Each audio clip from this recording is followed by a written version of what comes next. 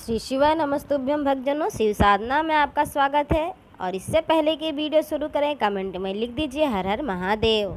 हाँ तो भक्तजनों, आपको इस वीडियो में मैं पशुपतिनाथ व्रत के संपूर्ण नियम को बताने वाली हूँ। व्रत के यह सारे नियम मैं स्वयं अपने द्वारा नहीं बता रही, यह सारे नियम पंडित प्रदीप जी मिश्रा द्वारा अलग अलग कथाओं में बताया गया है।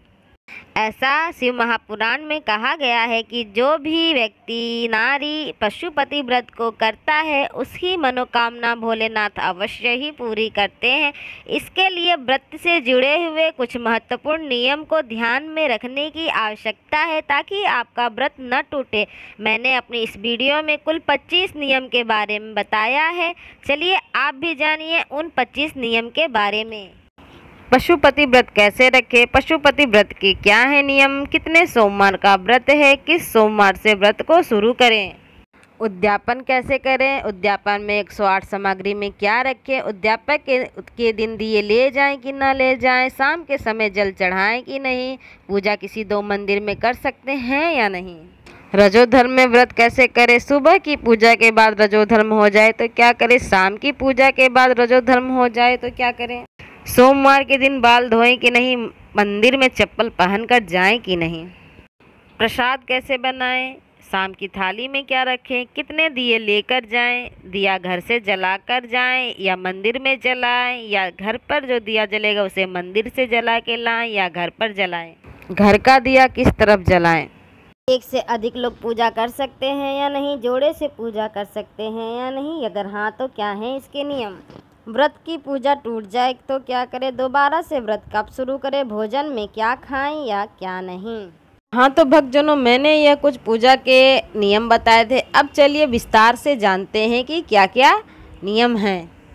मैंने अपना पहला नियम बताया, पशुपति व्रत कैसे रखें। जी, पशुपति व्रत रखना बहुत ही आसान है। आपको केवल 5 व्रत रखने हैं, यानी 5 सोमवार के व्रत रखने हैं आपको, ठीक है। व्रत को आप किसी भी सोमवार से शुरू कर सकते हैं, कोई खास दिन नहीं होता है, आप कभी भी व्रत को उठा सकते हैं। पशुपति व्रत के क्या है नियम, आपको 5 सोमवार का व्रत करना है और जिस दिन आपका 5वां सोमवार रहता है उसी दिन आपको उद्यापन भी करना होता है। यहीं पर आप लोगों का कंफ्यूजन दूर करते हुए मैं बता दूं कि आपको सुबह की थाली में क्या क्या रखना है। देखिए, मैंने पूजा की थाली तैयार कर रखी है। सबसे पहले कुछ ताजे फूल और बेलपत्र, एक धतूरा मैंने रख लिया है। जल तो सबसे इम्पोर्टेंट आपको पता ही है। ये खंडित चावल नहीं होने चाहिए, ये अक्षत है, ये पीला चंदन है, ये गुलाल है, ये भस्म है, ये लाल चंदन है और ये रोली है, और इसमें सुपारी है, इलायची दाने हैं और लौंग है, कमलगट्टा है और ये जनेऊ है और ये कुछ कलावे हैं माता पार्वती के वस्त्र के रूप में। एक घी का दिया तैयार कर रखा है मैंने और शहद है। बस पूजा की थाली में इतनी ही चीजें इम्पोर्टेंट है जो आपको सुबह लेकर के जानी है, ठीक है दोस्तों। अच्छे से देख लीजिए आप और समझ लीजिए कि पूजा की थाली में हमें क्या क्या चीजें रखनी हैं। चलिए अब आगे चलते वीडियो। उद्यापन कैसे करें, तो उद्यापन आपको 5वें सोमवार के दिन करना है, यानी जिस दिन आपने अपना सुबह की पूजा 5वीं की है उसी दिन शाम को आपको उद्यापन करना है। और उद्यापन में 108 सामग्री में आप पुष्प, 108 चावल के दाने, 108 बेलपत्र, 108 मूंग या मखाने के दाने रख सकते हैं। किन्हीं किन्हीं मंदिर में शाम के समय जल चढ़ाने की अनुमति नहीं होती है तो आप जल के छींटे मार सकते हैं। व्रत को कभी भी किसी 2 मंदिर में आपको नहीं करना है। व्रत शुरू से उसी मंदिर में कीजिए जिस मंदिर में आप पहले दिन पूजा किए हैं, इसीलिए अपने घर के निकट का ही कोई मंदिर अवश्य चुनें।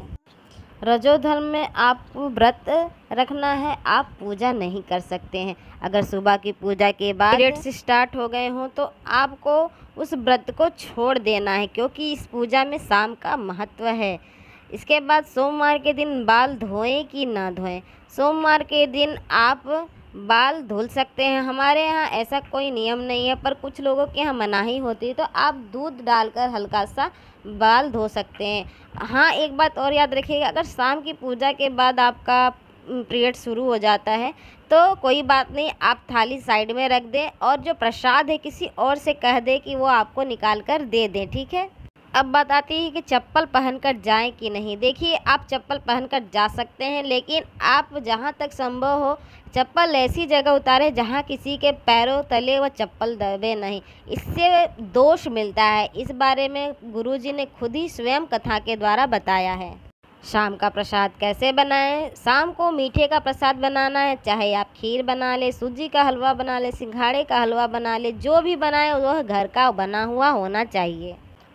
शाम की थाली में आपको वही सामग्री रखनी है जो सुबह की थाली में बचा हुआ था। आपको थाली धुलनी नहीं है, वही थाली लेकर जानी है जिसमें सामग्री पड़ी हुई हो। 5 दिए आपको मंदिर में ही जला देने हैं, और जो छठवां दिया है उसे थाली से नीचे ज़रूर उतारिएगा, लेकिन जलाइएगा नहीं। उसे आपको थाली में वापस रखकर घर ले आना है, और इसके बाद घर आकर अपने दरवाजे पर अपने सीधे हाथ की ओर जलाना है, और जलाते हुए अपनी मनोकामना कहनी है। ठीक है। एक से अधिक लोग पूजा कर सकते हैं या नहीं? हाँ, बिल्कुल कर सकते हैं, लेकिन थाली अलग अलग होगी, प्रसाद भी अलग ही घर में बनेगा और अलग ही आप प्रसाद लेकर जाएंगे। रही बात जोड़े से पूजा करने की, तो आप जोड़े से पूजा कर सकते हैं। फिर वही बात होगी कि आपको पूजा की थाली अलग अलग रखनी है, और प्रसाद भी घर में अलग अलग बनाना है, और अलग अलग प्रसाद ही लेकर जाना है। और भोग का बंटवारा आपको कैसे करना है? घर से नहीं लेके जाना है अलग अलग करके, आपको मंदिर में जा कर के ही प्रसाद के 3 हिस्से करने हैं, और भोलेनाथ को समर्पित कर एक प्रसाद वापस अपनी थाली में रखकर घर ले आना है। व्रत टूट जाए तो कोई बात नहीं, भगवान की इच्छा से ही आपने व्रत किया था, टूट गया तो भगवान आपकी परीक्षा ले रहे हैं, ऐसा समझते ही वो व्रत छोड़ दें और दूसरे सोमवार से उस व्रत को पुनः शुरू करें। इसके बाद अगर आपका व्रत जो है खंडित हो जाता है तो भी डरने की कोई बात नहीं, यानी सूतक लग जाता है, घर में किसी की मृत्यु हो गई या फिर बच्चा पैदा हो गया तो कोई बात नहीं है।